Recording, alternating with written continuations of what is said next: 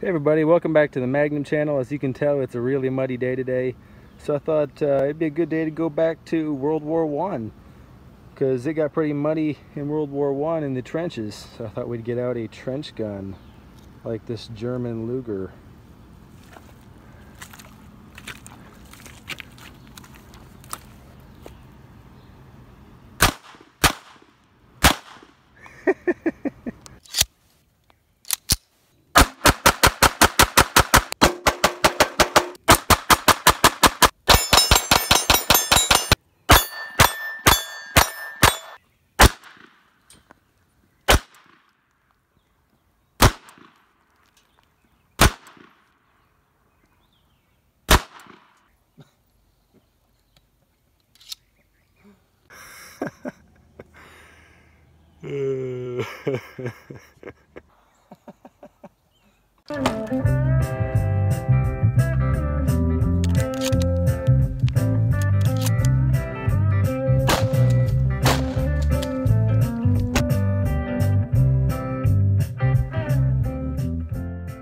I had some fun with that intro. Hopefully you liked that. Hopefully you could tell that this was a Ruger and not a Luger. Yep, this is a Ruger, and this is a really neat one because this is the Ruger standard pistol. So this is borrowed from a friend, and I wanted to do a video with it because it's just a really neat gun. This is not necessarily in pristine condition or anything, but it is a Ruger standard pistol. This one was made in 1977, and we're going to shoot it a little bit here today. But it was patterned after the German Luger. The reason I said oh, the Luger is because it was patterned after the German Luger pistol. If you didn't know, just looking at it, if you see it in the movie, it almost looks like a Luger. So it's kind of like a cross between a Luger and a P08 maybe, I don't know. But anyway, it was designed after those ergonomics. It's very pointable. It tends to just point wherever.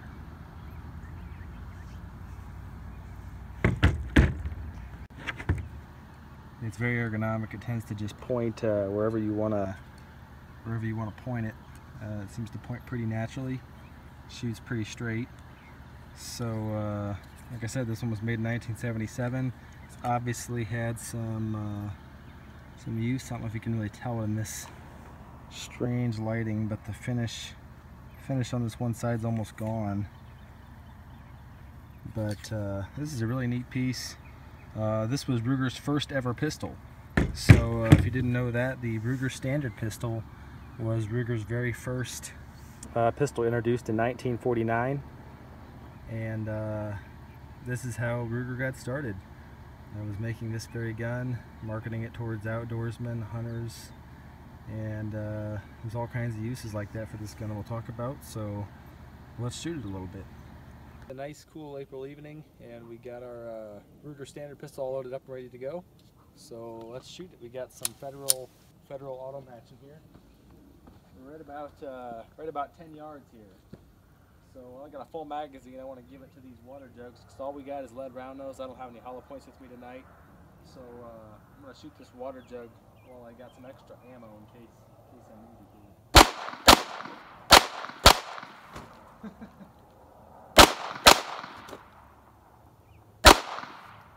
There's the cap. I think I got it. There we go.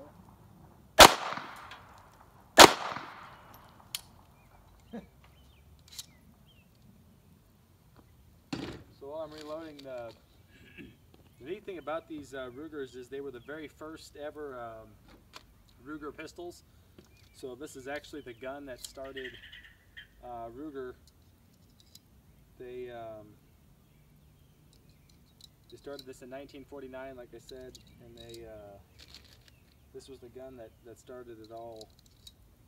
And so it's really neat to have some of these early ones still around. This one was made in the 70s, but it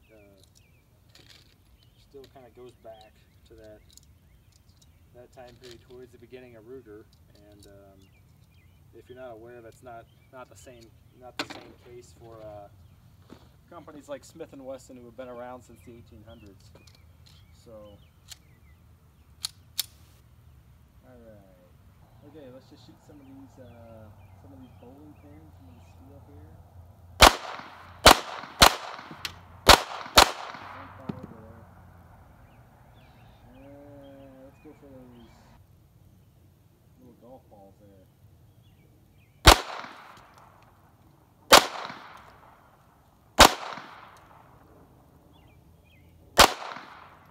There we go. Try a chicken. If you watch the Burm Range Tour, you'll see those chickens are they're about the size of a playing card, basically turned this way, not edgewise. So we'll see if we can pop one of those here.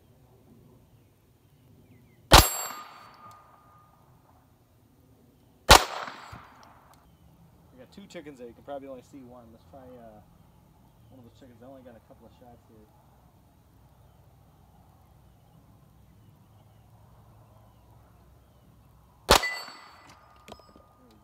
These do have this little, this is an HKS, a little loader for the magazine. It works really nice.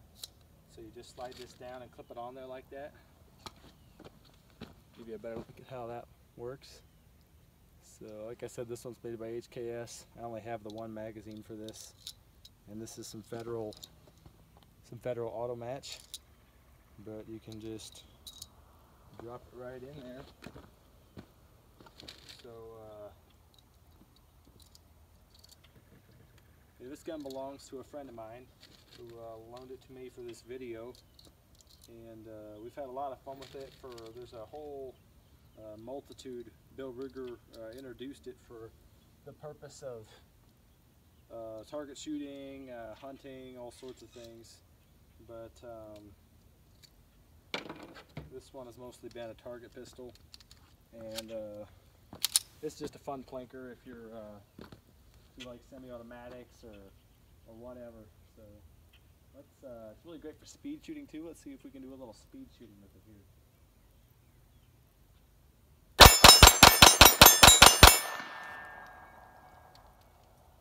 here. Made some smoke. Loaded back up. Let's ring the steel a little bit.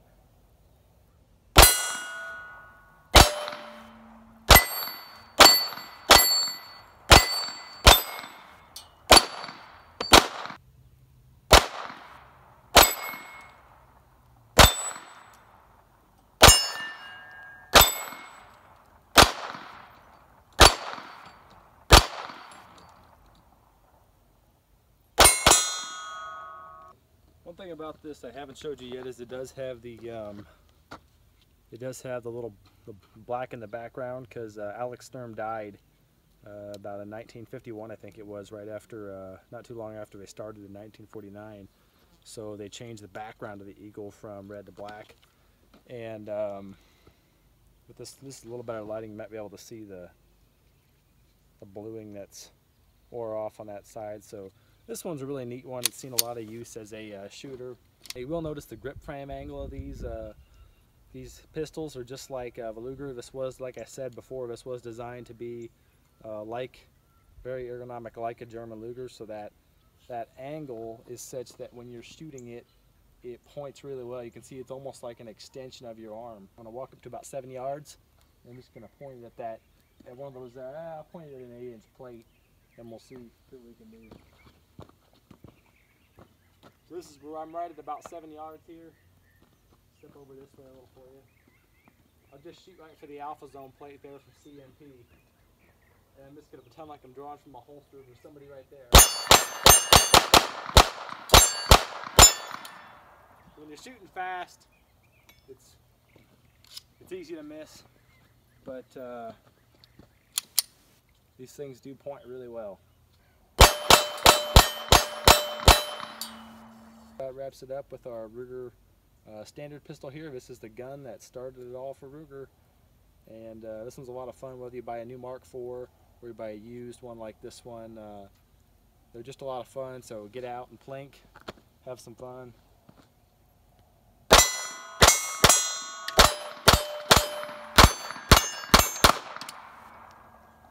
Catch y'all later. So I was packing up and the video was over, and this here can, I was painting up the targets, and this here can thought he'd run out of spray paint on me. Not on my watch.